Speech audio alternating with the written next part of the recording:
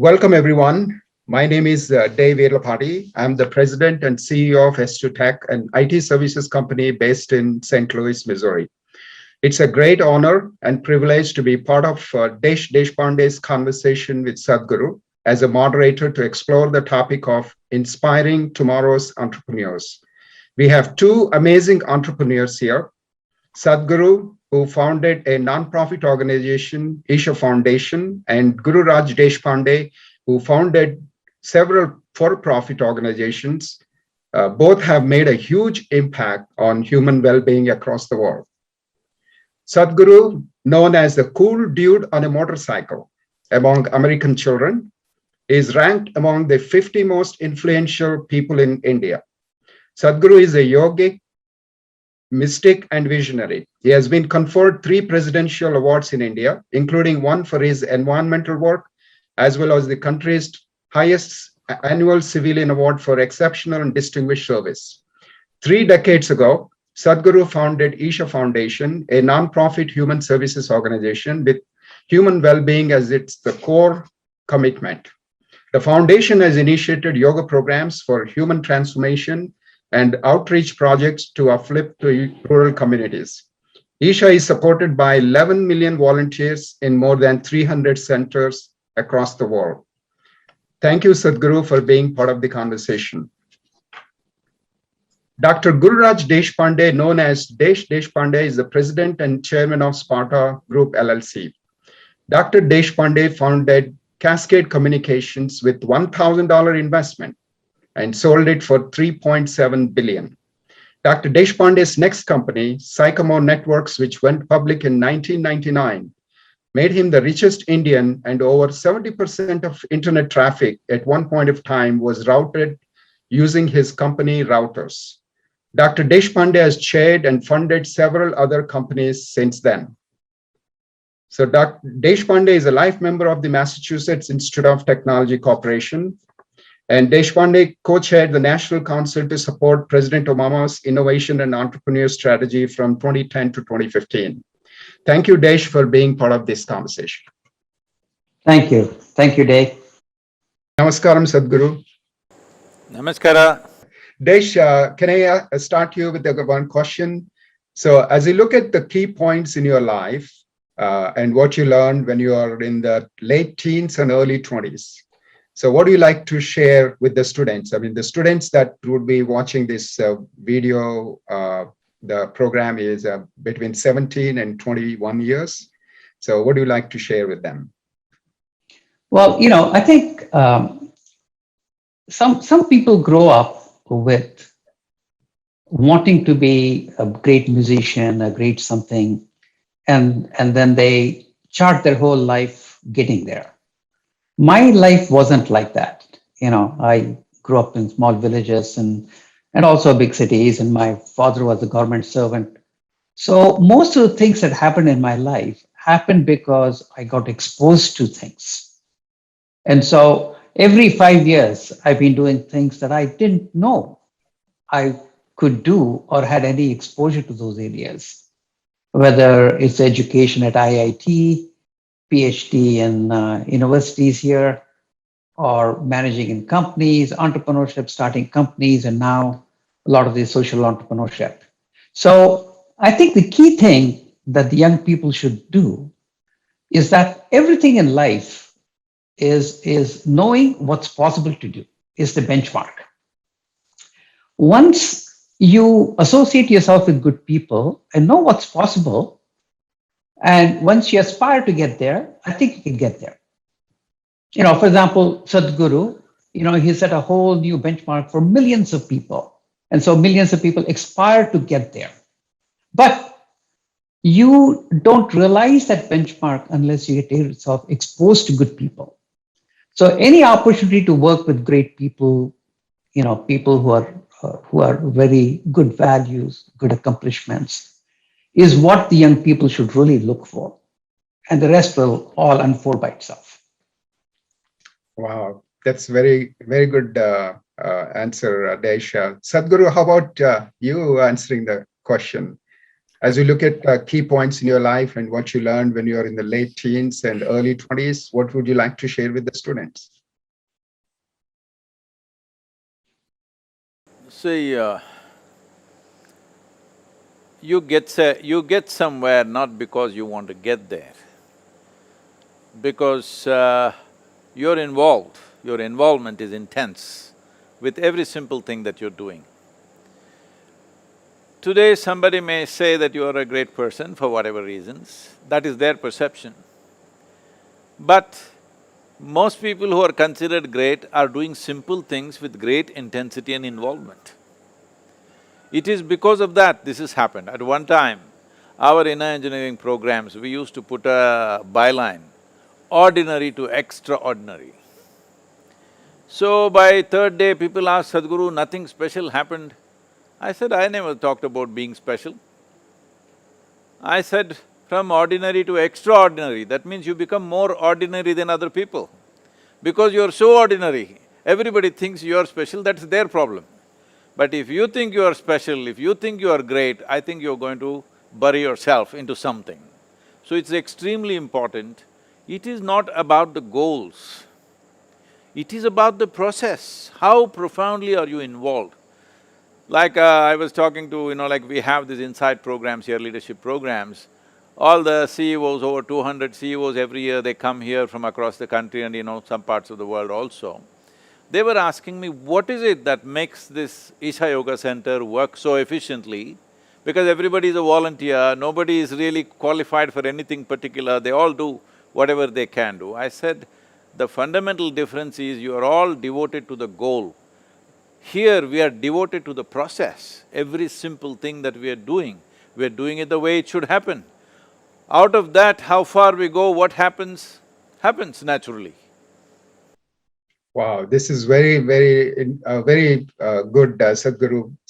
Doing simple things with a lot. One important thing we must understand is, see, whatever we are doing right now we are having a conference, you are in St. Louis, he's in Boston, I'm here in Coimbatore.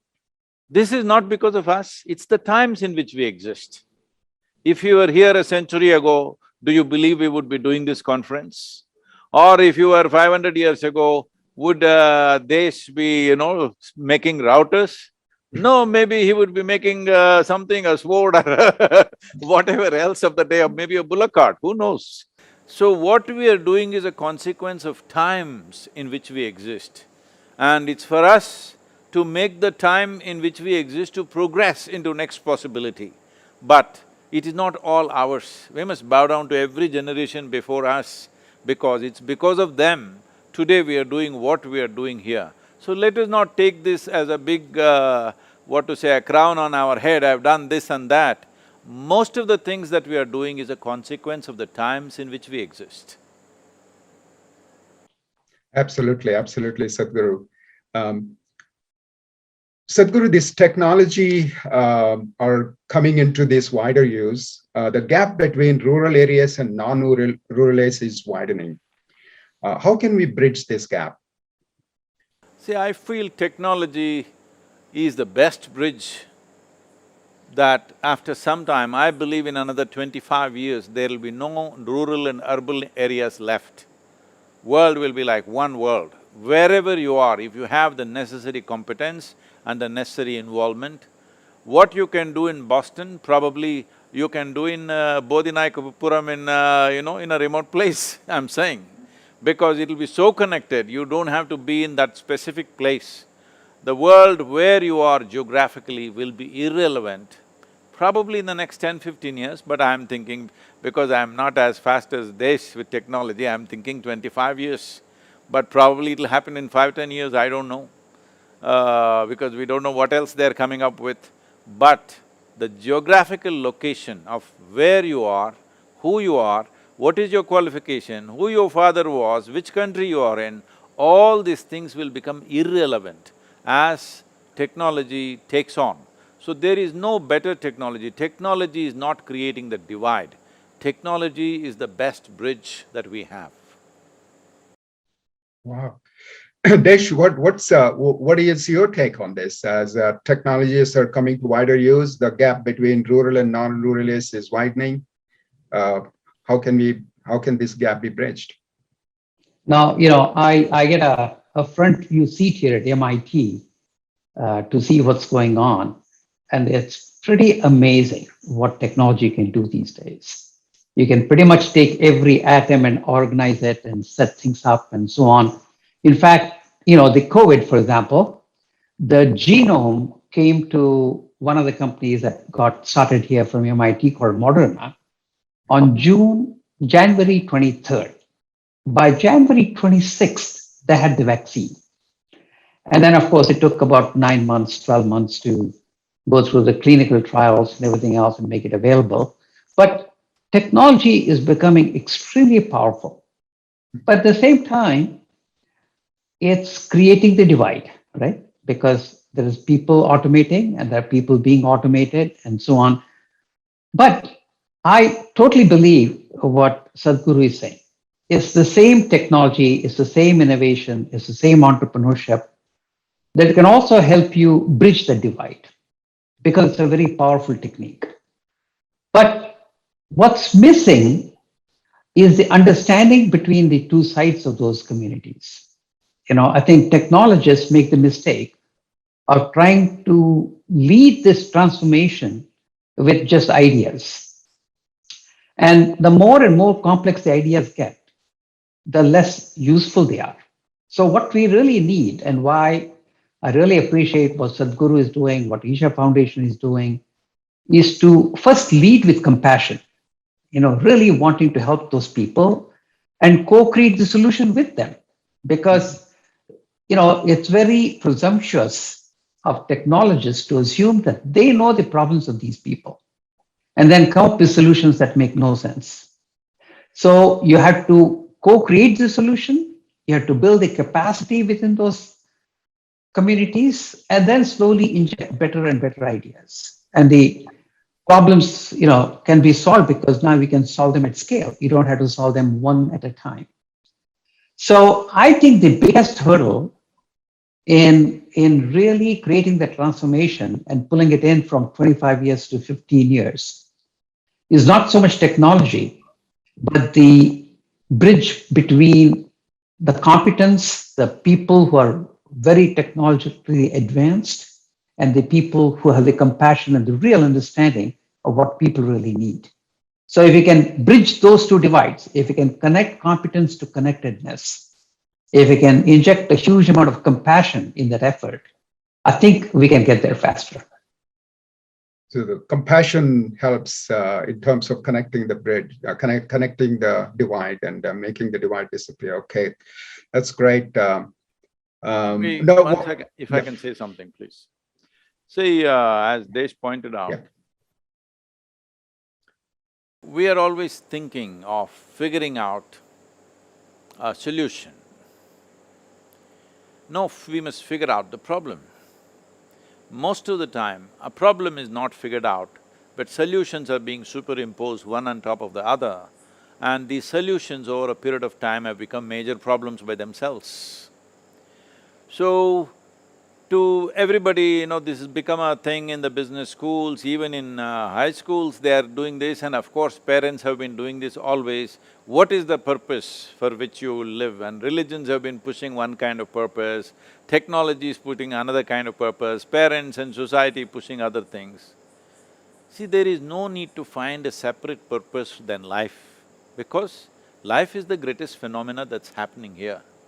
If you become an overflowing of life, that is, if you become an overflowing of your humanity, essentially, you will find a purpose. Because whether you do technology or spirituality or you grow a crop, essentially the fundamental business is human well-being. If we understand this, not intellectually, but if every human being in our education systems, we think that in trying to be objective, we are removing all the subjectivity that a human being is made of. Objective approach is needed for certain aspects of life, but life itself is a subjective process. If we ignore human experience and try to develop technology, try to do things, try to build nations and do everything, all we are becoming is in the end we see we are inhuman to each other. This inhumanity is not coming by intent. It is a systemic inhumanity that is happening, simply because we have not focused on the subjectivity of the human being. We think everything can be dissected and understood. If I want to know you, I cannot know you by dissection. By dissection, I will kill you. Only by inclusion I shall know you. So this is not brought into our education systems. Because of this, it looks like technology and humanity are growing in two different directions. That is not the way forward, definitely. So how do we make a person inclusive, Sadhguru? See, life is inclusive. It is only the intellect which is exclusive, and it has to be, because see, my body and your body are two different things. There is no way these two things can be one till we are buried, of course. When we are buried, we'll all become soil But till then, you are separate, I am separate. My mind and your mind, they're two different things. Here and there we may overlap, but my mind is my mind, your mind is your mind. But there is no such thing as your life and my life. This is a living cosmos. You captured some, I captured some. This is like soap bubbles. Suppose you blow soap bubbles, this is my bubble, this is your bubble. When the bubble bursts, do you say this is my air and this is your air? There's no such thing. So the most important part is, right now because of… I'm saying this without any prejudice, the entire world's education has come from European foundations, where there was such a dogmatic religious impositions that when people were allowed to think for themselves, thinking means essentially an intellectual process which is happening from a limited data that we have gathered and a logical thinking based on that. When they were allowed to think for themselves, or they broke loose from the religious dogma and started thinking for themselves, they thought this is the biggest breakthrough. And they eulogized it and formed the education system entirely on that. Today the whole world has taken to this form of education. Because of this, we are using only one dimension of intelligence, which is our intellect. Tell me, if I ask you, do you want a sharp intellect or a blunt one? Sharp. Yes, you chose right, otherwise I would have blessed you So, essentially, your intellect is like a knife, it's a cutting instrument. If it's sharp, means it's a cutting instrument. Now, to cut something, it is a very ideal thing to do. If you want to dissect something and look at it and understand it, yes. But I am asking, will you understand life ever by dissection? You can only know life by inclusion and experience, isn't it? So it doesn't matter whether you are doing technology or spirituality or what, it doesn't matter what you're doing. If you want to know life in its essence, it's only inclusiveness. So inclusiveness is not my idea or your idea, this is the nature of life. Right now as I sit here, what I exhale, the trees are inhaling, what the trees exhale, I am inhaling. How come we read this in the textbook and don't relate it to our life? Because education is taught in such a way. Why is it our children don't understand? They know that plants are giving out oxygen, we are giving out carbon dioxide. How come experientially they don't feel it? That when they look at a tree, one part of their lungs is hanging out there, they don't feel it. By just making people feel this, we started an entire movement called Project Green Hands. From that it has evolved. Today we planted millions and millions of trees. You can't stop people from planting simply because they feel that when they exhale, the tree is inhaling it, when the tree exhales, they are inhaling it. Is it not true? Is it not true Yes. it's happening? But there is no experiential dimension to our education. Objectivity is good to understand physical phenomena in the world, but you will not get life through objectivity. You need a subjective inclusiveness. So how do we Okay, get this? let me reinforce Sadhguru's message in the entrepreneurship jargon that people use. So, the old educational system was you learned everything there is to know, and then you practice that particular profession for the next 30, 40, 50 years. The world is changing so fast now, that's not the way it's going to work anymore. all the young people that are listening to us who want to build their careers, it's almost like things are reversed. It always starts with an emotional experience. You have to fall in love with something, and then you learn everything to be able to do that thing that you love. And then what you do keeps changing every few years. And so that decision that you decide as to what is it that you really want to learn, because the whole education system needs to transform to learning how to learn as opposed to learning any one particular thing, because knowledge is becoming available everywhere now, right? You can just Google everything. And so, but that decision is a very emotional experience. In fact, a lot of the MBAs and managers and so on, they all learn how to make decisions. But you're all taught in the business schools as to how you look at your options A, B, C, and you line everything up, and then you come up with a figure of merit and you make your decisions. But what I've found is that anytime you do anything big in life, whether you're starting a company, getting married, buying a home, or anything, any major shift that you make in your life, the unknown overwhelms the known. And therefore, people who approach these big decisions in life intellectually never get there. They get stuck because they'll be their whole life trying to figure out whether they should start a company or not, and it never happens, right? Mm-hmm. And so the journey of entrepreneurship starts with that emotional experience. It's an irrational decision. But that's what people have to learn. The young people have to learn how to figure out where their passion is and what they love and pursue that particular passion. So your logic can penetrate life to some extent. But right now the problem is we are trying to put the whole life process to make it fit into our logic. It will never fit. Even like they said, even a simple thing like to get married or not, they're going on thinking for 15 years.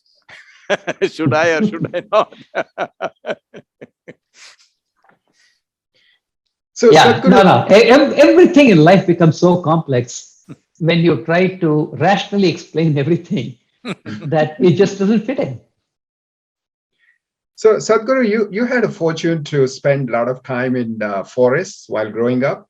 I mean, you observed the nature, animals, everything, and you had experienced that life, and I was also one of them, so I was okay. That's funny, Sadhguru. But I mean, how do we get the students or children these days when we are all living in big towers and the buildings and all that? How do we get the children exposed to that kind of life around us? The trees, the mountains, and the forests, and the animals, and the life, how they interdependent on each other, and as you talked about the trees, they exhale and we inhale, we exhale and they inhale. That kind of dependency. How do the children get to know this? See, if we are concerned about a child's growth, one important thing is that they must be exposed to nature to whatever extent possible. But not everybody it may be possible, like me, I went off for weeks in the jungle by myself. And it is all now a success story because I survived. But it is very easy not to survive, it's very much possible. So it is not that every child has to do that. Well, I went away and it was a big adventure for me, but it was a trauma for my parents. I can't imagine my daughter going away into the jungle without telling me, and how will I deal with it? Definitely it's a big concern. But safer ways of doing things are there. In most countries it is possible still to do it. So one thing is when we build a school, right now here we have a school. Well, we are a few hundred acres, but our backyard is 10,000 square miles of rainforests.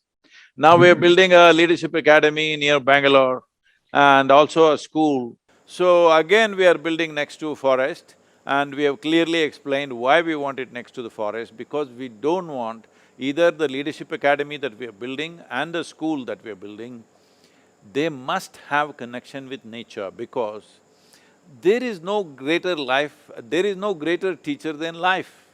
People think life means life's experience. No, not just life's experience, life itself. The way life process is happening by right now, you just see every insect is a great entrepreneur. Tremendous entrepreneurs they are. Do you know how they make their living? Doesn't matter where you put them, they just know how to make a life out of it.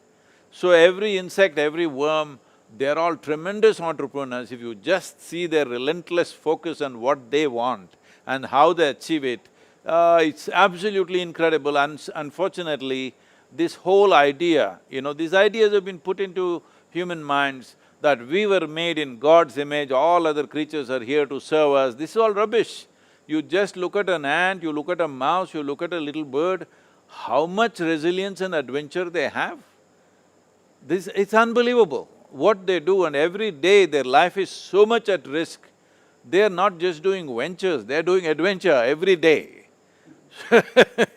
So, there is no better school than nature, if not going away by themselves. Organized ways of approaching this we must do, because removing them completely from the source of life and trying to build an artificial sense of life is definitely going to come back to us in a very bad way somewhere.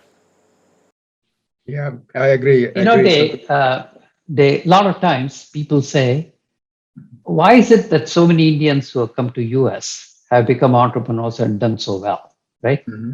Mm-hmm. And mostly because you need out-of-box thinking, right? Mm-hmm. And out-of-box thinking comes naturally to people who are out of the box, who have a very diverse experience. So what you see in Sadhguru's background is the diversity of exposure to different things. And when you get exposed, so I think young people, if they get an opportunity to get exposed to different things, whether it's technology or nature or society, people from different backgrounds, different languages, different countries, the more diverse your exposure is, the more is your keen insight into, number one, the humility to know where you belong in this world. Mm-hmm. And secondly, to see where you can do things that can have impact. And so I think looking for opportunity for that diversity is very important. As a life, the only two boxes that you should be in is, one is when you're in your mother's womb, it's a box, that protection is needed. Once you come out, no more box till the last box you get into.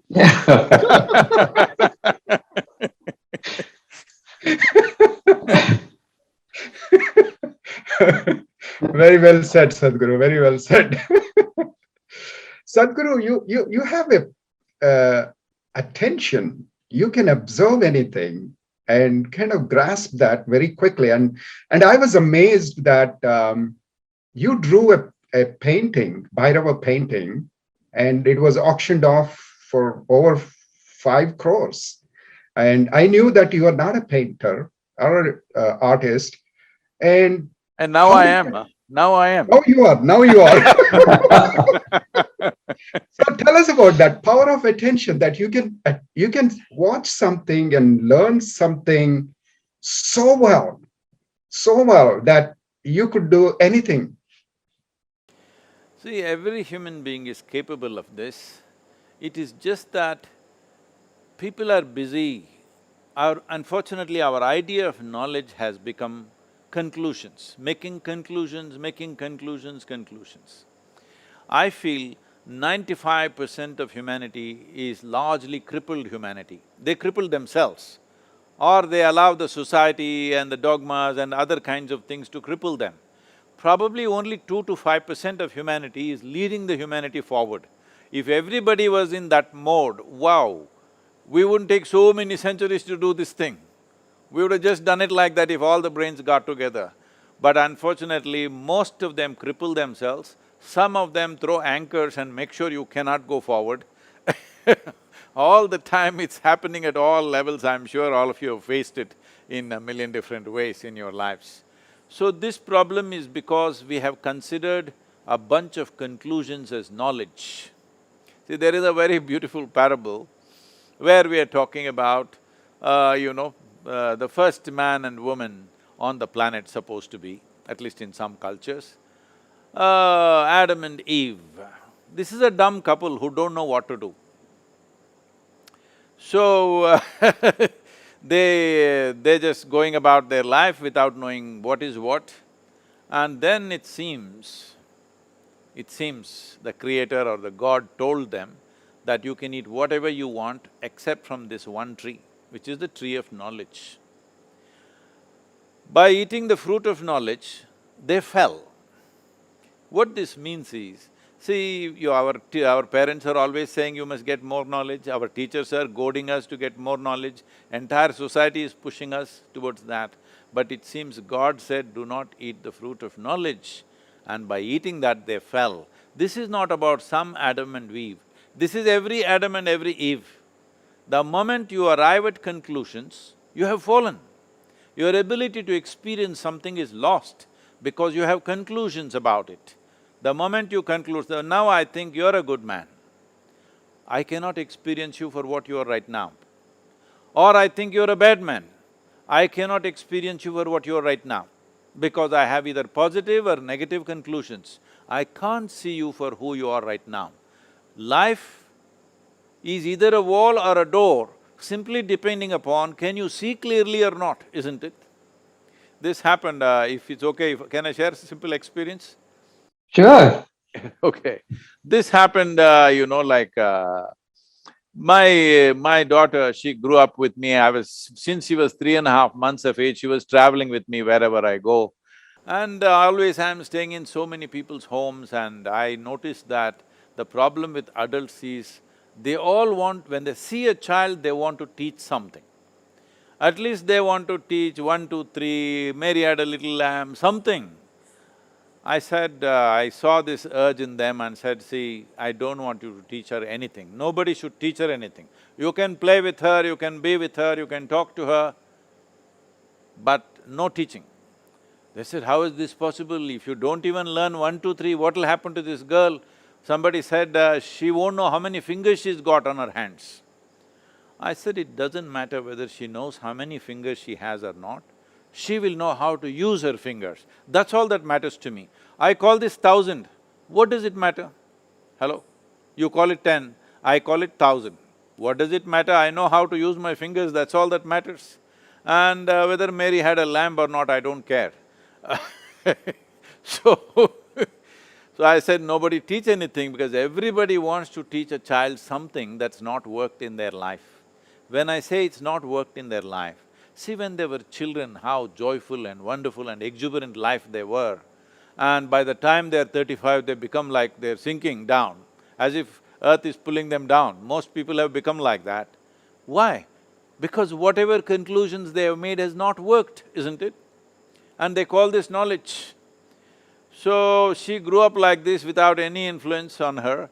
When she was 12, 13 years of age, one day she came back from school and she was disturbed about what happened in the school that day, and she said, you're teaching everybody so many things, you don't teach me anything. I said, see, I don't do anything unsolicited. Now that you've come, okay, sit down here. And I said, see, this is all you need to know. Never look up to anybody. She looked at me with a expression, what about you kind of expression. I said, especially me, never look up to me, because if you look up to me, maybe you'll take my picture and nail me on the wall. I am no use there. You must see me for what I am. If you see me for what I am of immense value. If you look up to me, you will put me in heaven and I'll be no use to you. And never look down on anybody. Do not look down on anybody or anything, do not look up to anybody or anything. See everything the way it is. You will navigate your life effortlessly. Yeah, absolutely, Sadhguru.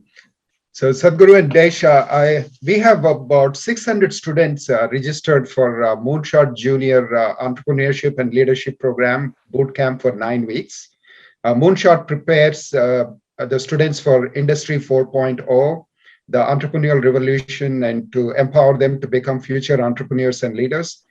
These students are predominantly from rural areas, studying in Rajiv Gandhi University of Knowledge Technologies, Sri Venkateshwara University, Sri Padmavati Vishwavidyalayam, Isha Vidya, Isha Home School, and Vivekananda Bala Mandir.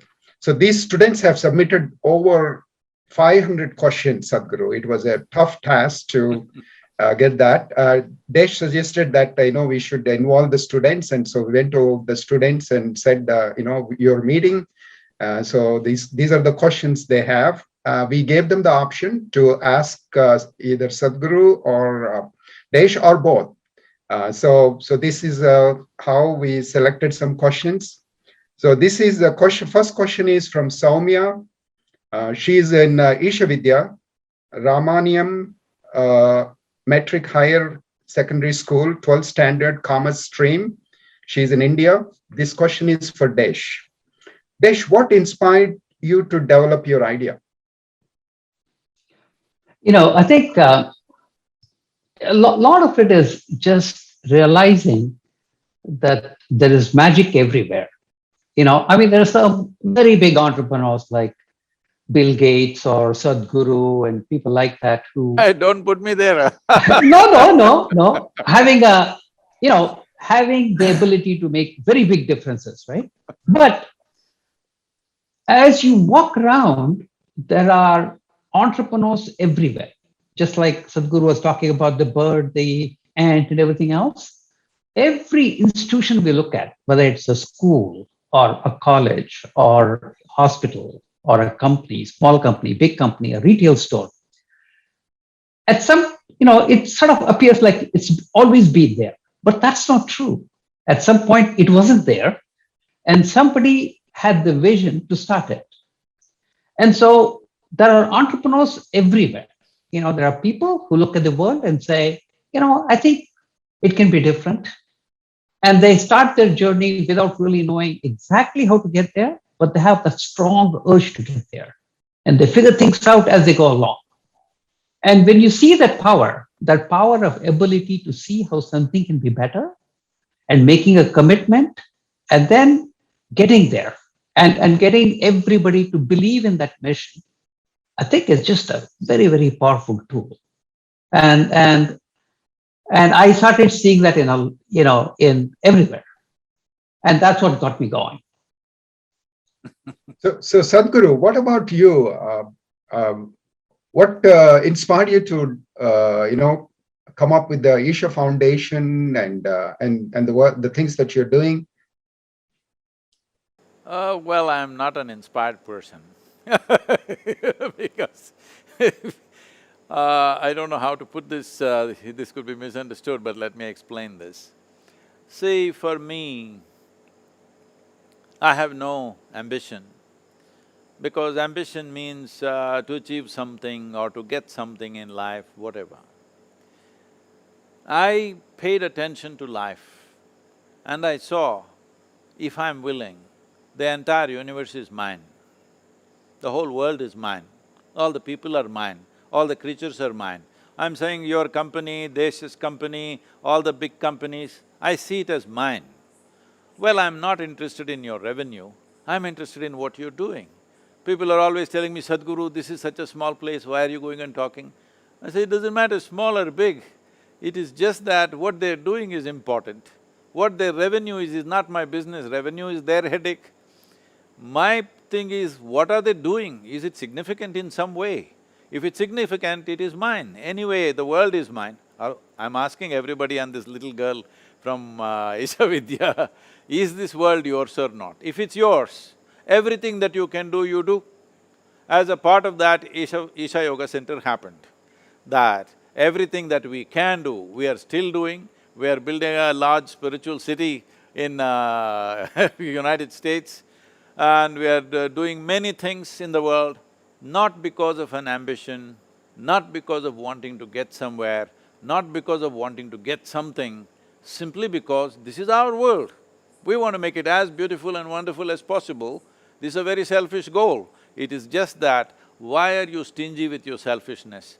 Include everything into your selfishness, then everything selfishness is wonderful. Everybody is talking about selflessness. How can you be selfless and be active? You cannot be. There is no such thing as selfless because your very experience of life is based on yourself.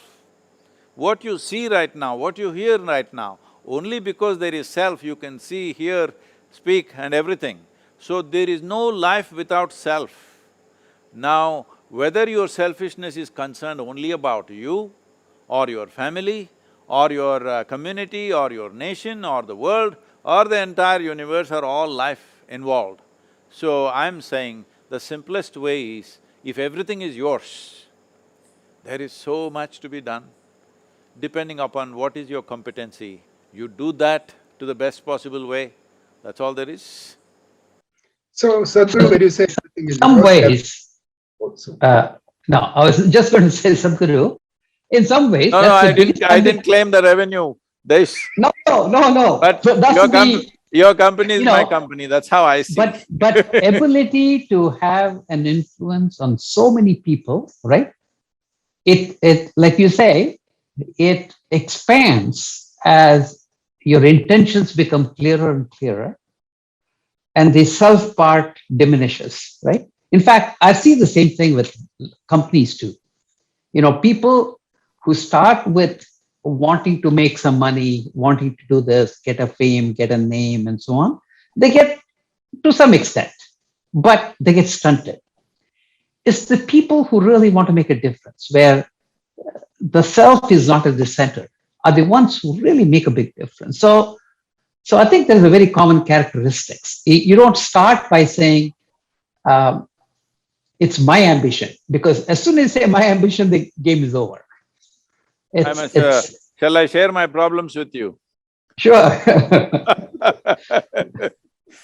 So this happened when I was 25 years of age, and one day I'm just sitting on the famous Chamundi hill, and suddenly I realized that I'm just bursting with ecstasy, every cell in my body is dripping ecstasy. Then I pay attention to this, why is this happening to me, what is it? Then I realized, if I take my hand off my mind, if I don't mess with my mind, everything within me is just bursting in ecstasy. Then I experimented this little more and then found a way. Then I knew that I could make everybody ecstatic. So, I sat down and made a plan. In 2.5 years' time, on that day the world's population was 5.6 billion people.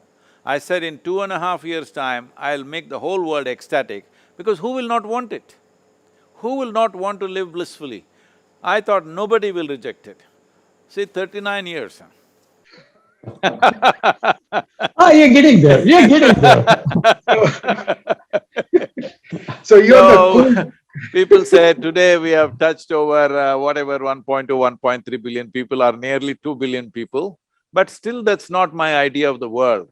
It's 7.8 billion people today. So I know I will die a failure, but I'm a blissful failure. Okay.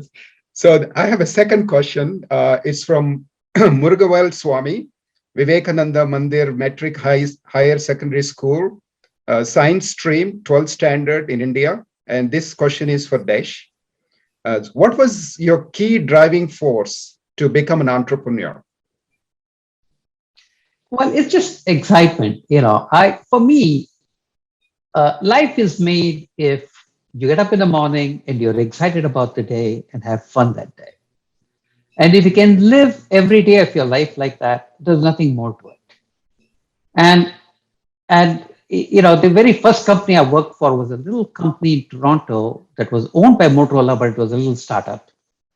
And that's where I got that experience over the 4 years building a big business and so on. But every year it was a whole new experience in terms of realizing that I could do things that I never thought of. And even more so, the people that you hired and worked with you, they all would say, oh, I didn't know I could do all these things. So it's just that entrepreneurship is the best way to have that expansive experience. experiencing life as it happens, as Sadhguru is talking about. And so that was the hook. And so, uh, and I feel very blessed that I have that opportunity to be able to do that. So Desh, you could have made a small difference, but with the routers that you and your company and your engineers designed, now you connected all the planets. I mean, today we are having discussion, or this Zoom is one of the reason is those routers are transmitting the data at such a high, fast speed. And we are having, so you didn't just take a small problem, but you took a very, very big problem to solve. Yeah, So, well, but inside of me, I share the same feeling as Sadhguru. I'm going to die of failure. I think the world is so huge and so big. Anything you do, if you can make a small dent in the world, that's a good thing. And the more you do, the more you see what you don't know, right? And so it may sound very big, but I think I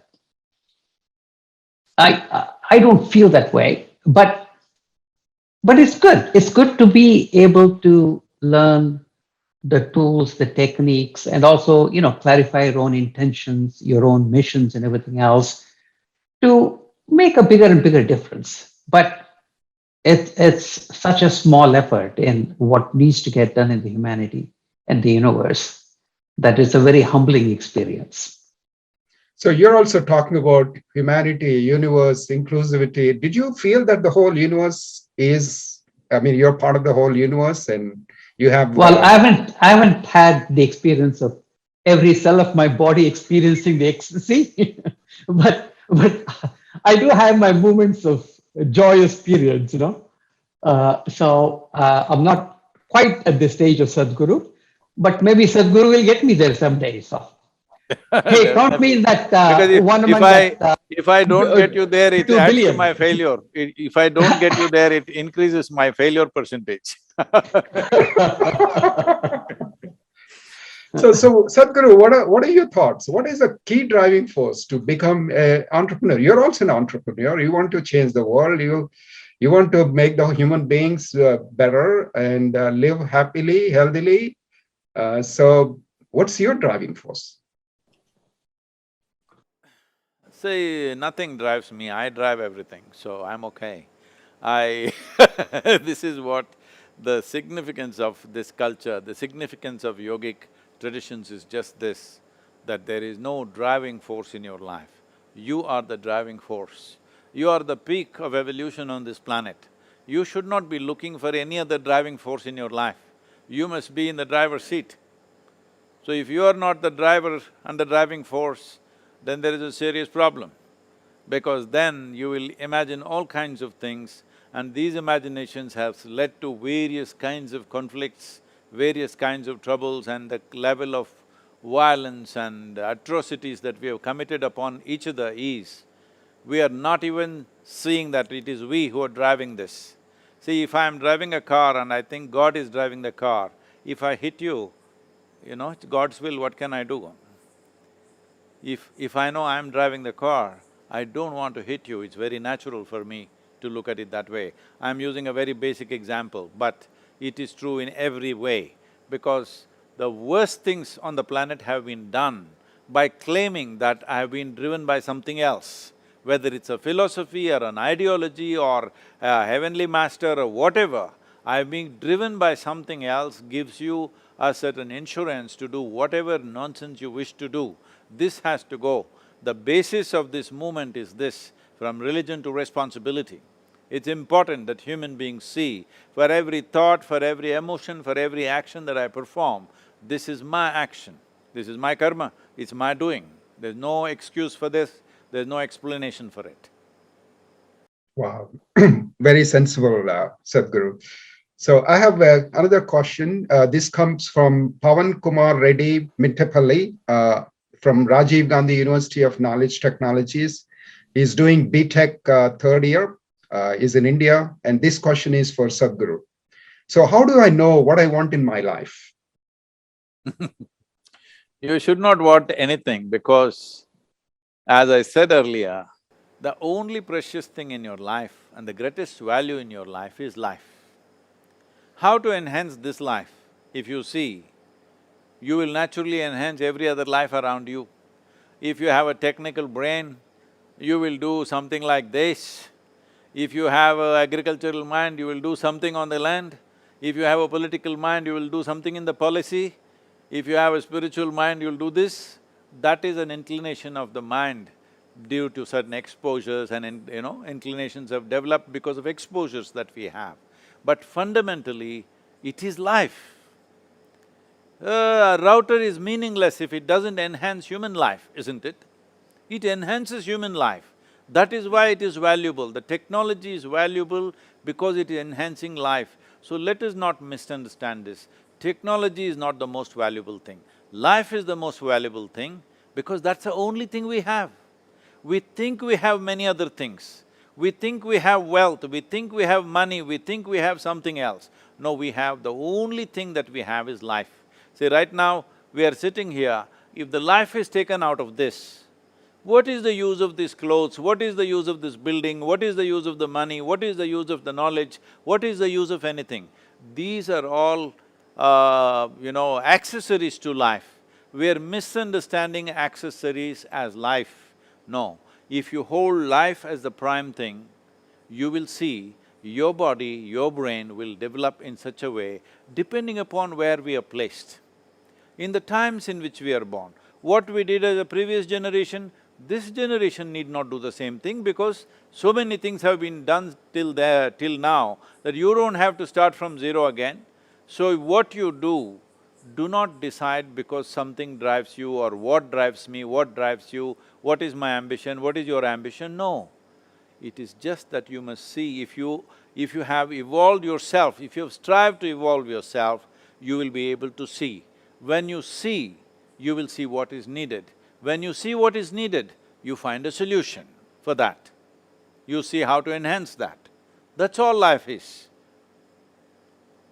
As I said, if Desh was here 1,000 years ago, maybe he would have built a fantastic bullock cart. Absolutely. One that would go really fast. Yeah, it would go really fast. Don't make it go faster than the bulls, huh?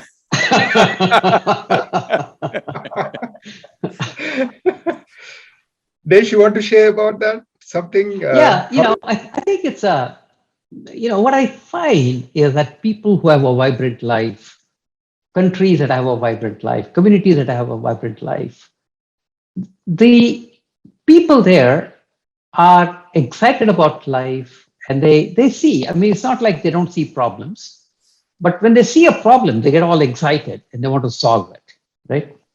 And so as a result of that, there is a lot of excitement in those communities, in those organizations.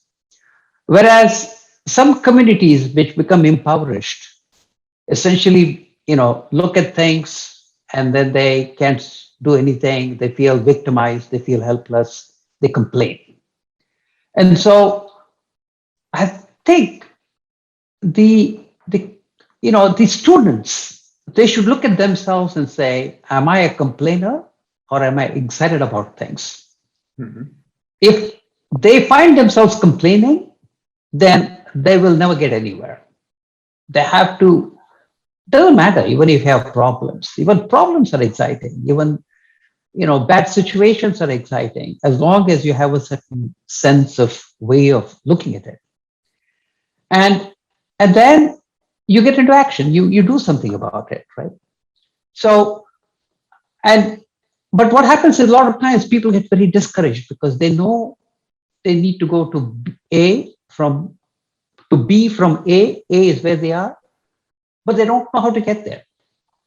And that's where you need to develop this confidence and optimism and everything else. One of the things I find about people who lead a very exciting life tend to have two characteristics.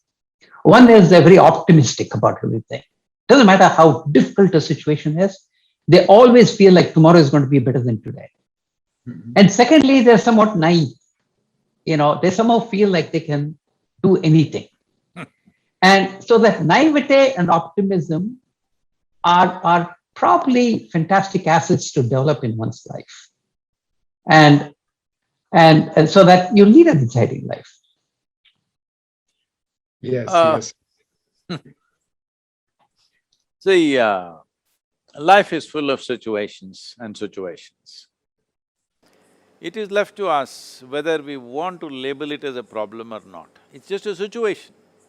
Some situations we know how to handle, some situations we don't know how to handle yet. We have not figured out how to handle a given situation. So now we label it as a problem and we worry about it and we break our heads on it. No, here what we have developed at Isha is this. See, we have very large banyan trees and peepal trees which we have grown. And we also have lots of banyan trees and peepal trees growing in small pots as bonsai trees. But when I look at them, the bonsai banyan is as happy as the big banyan, because actually he is better nourished most of the time. Maybe his scope is limited. So we are like this. Wherever we are doing our best. If the scope expands, we will just expand. If it doesn't, within that limited scope, we are fine.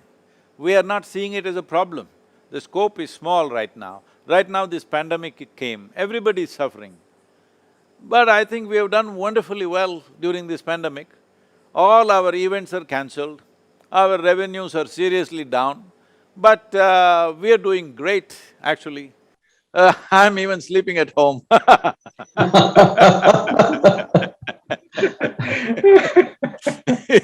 So there is no complaint, it's a different situation. Yes. So this situation we are doing, and actually in terms of reaching people, because that's our main work, in terms of impact, we have multiplied in this 1.5 years' time. We are using technology like never before, thanks to Desh for blinking faster.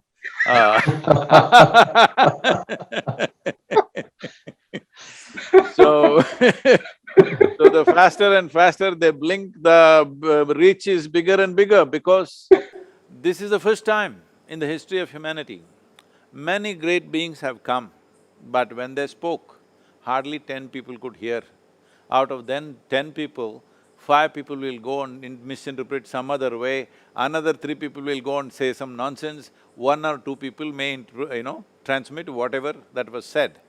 This is the first time in the history of humanity we can sit here and talk to the entire world. Now if we do not transform humanity, in my opinion, it simply means that we don't care. Because we have the tools, we have the technology, we have all the possibility. If we don't do it, it just shows that we don't care. Like, we have all the food that we need in the world for all the 7.6 billion people.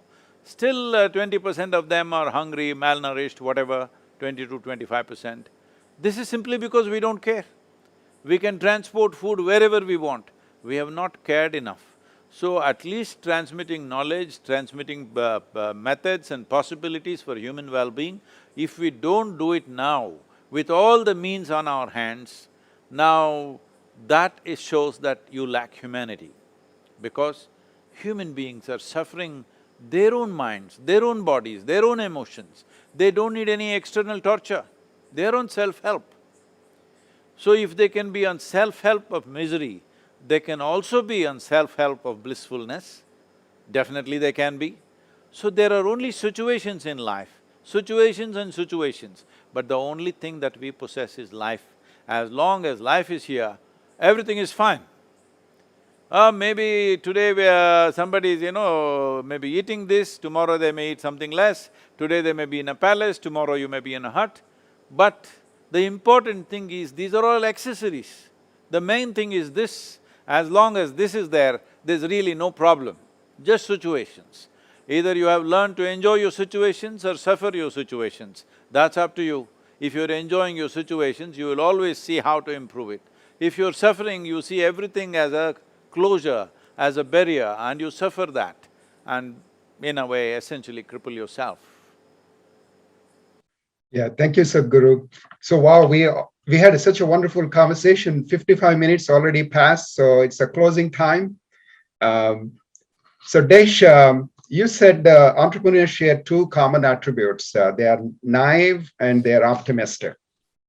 So after today's session, I'm very, very inspired to solve upcoming rare earth material shortage that would be happening because of electric vehicles and batteries demand taking off.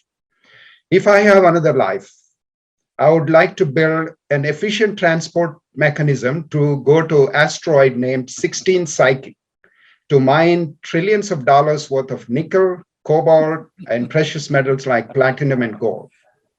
Here is, I have a plan for next life. I like to be born in St. Louis. St. Louis was the hotbed of space engineers for moon mission in 60s and 70s. I like to enroll into inner engineering at age 17 to establish stable mind and body. And I will leverage Desh Foundation's E for All ecosystem, entrepreneur for all ecosystem, to get the mentorship, funding, and all that to solve small local problems to make money, and invest that money into fusion research to build cheaper and portable energy systems to go to asteroid 16 Psyche, mine the rare earths, and bring them back to Earth.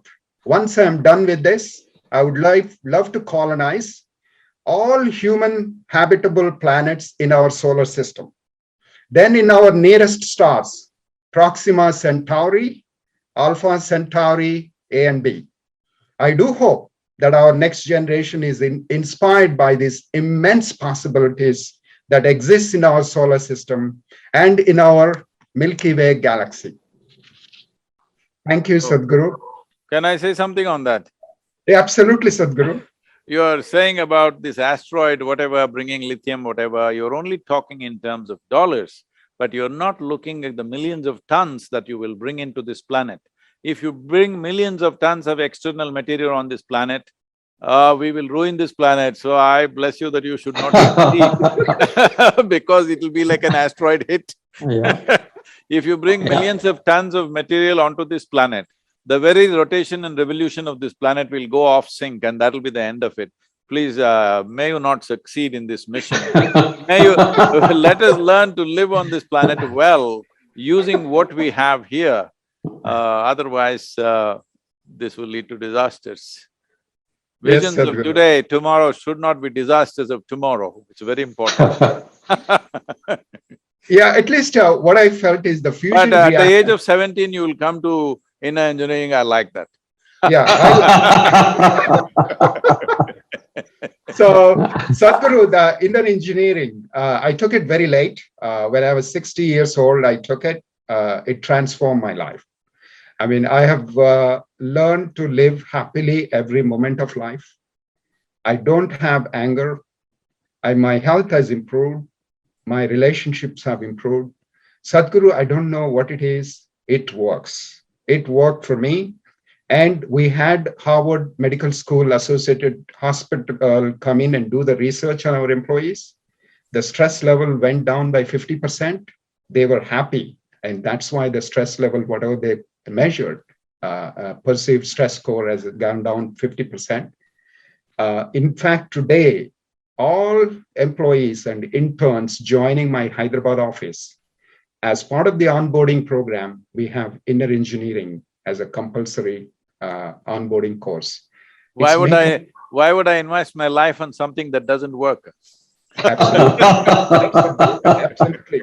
Absolutely. I think people, seeing this program, I would say one thing I would say, this inner engineering works. It has worked, it is scientifically proven, and it has helped me personally, my employees, and my employees went through the pandemic very, very joyfully. They didn't really get worried and concerned. And this program has amazing way to transform and be inclusive and think of whole universe as ourselves and solve the bigger problems that we have using problem-solving mindset and innovation. So we can make this whole planet better. And Desh has a wonderful plan to do this E for all, entrepreneurship for all. And he likes to build an entrepreneurial ecosystem in every university, college, and school or any town. And I would love to see, especially the IITians who are in the United States, who came. We got so much from our country, India. So let's see whether we can team up with the Desh Foundation and roll out this E for All for our universities, our villages, our hometowns, so that the entrepreneurs have the tools and the mentorship and the funds available to make this planet a better planet. That's fantastic, most Thank needed in you. India right now. Desh, Thank you. wonderful. Thank you very much. Namaskaram, thank you very much. Namaskar. Namaskar.